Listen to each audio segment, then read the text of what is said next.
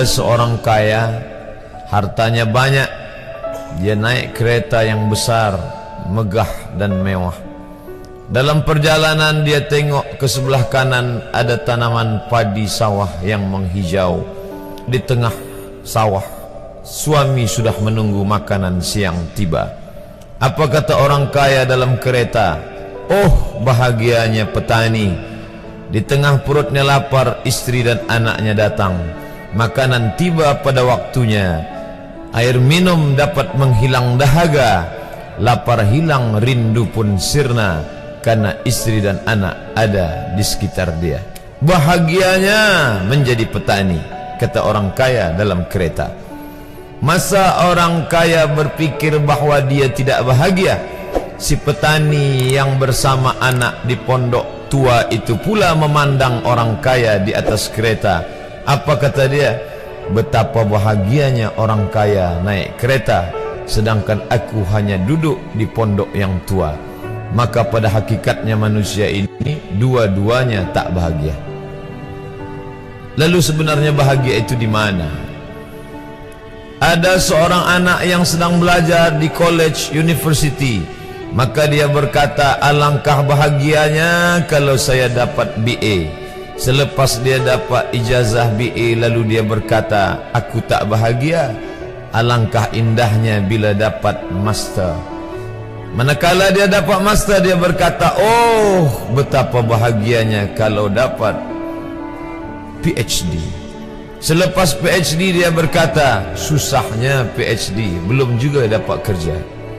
Selepas dapat kerja dia berkata, alangkah bahagianya kalau menikah.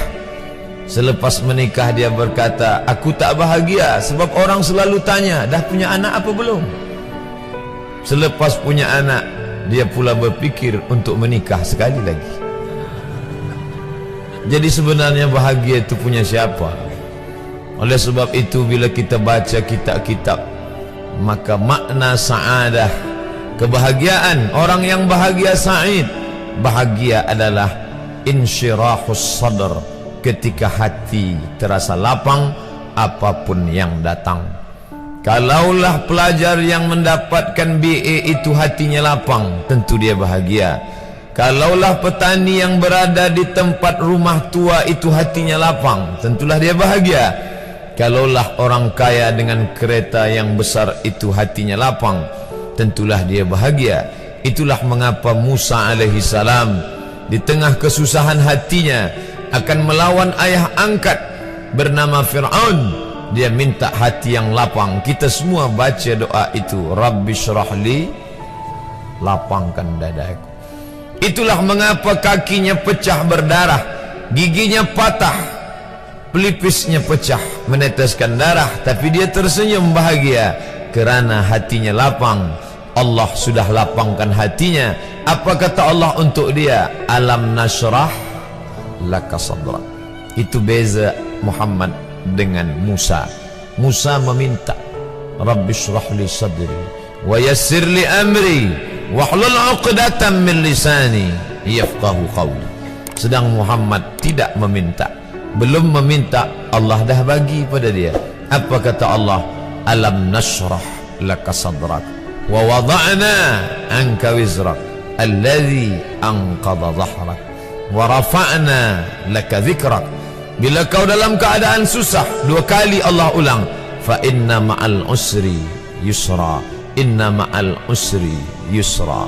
Hati lapang itulah yang membuat Haji Abdul Malik Karim Amrullah Buya Hamka tersenyum di dalam penjara. Penanya berjalan perlahan tapi pasti, maka keluarlah tafsir Al-Azhar.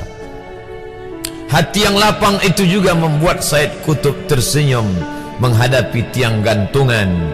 Walaupun dipenjara oleh Gamal Abdul Nasir, tapi sebelum kematiannya sempat pula menulis tafsir Fi Zilalil Quran, di bawah naungan bayang-bayang Al-Quran. Apa kata Said Qutb dalam muqaddimahnya? Al-hayatu fi zilalil Quran ni'mah.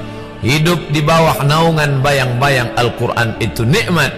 La ya'rifuha illa man zaqaha. Tidak ada yang boleh mengetahuinya kecuali orang yang pernah merasakannya. Maka bahagia adalah ketika hati terasa lapang.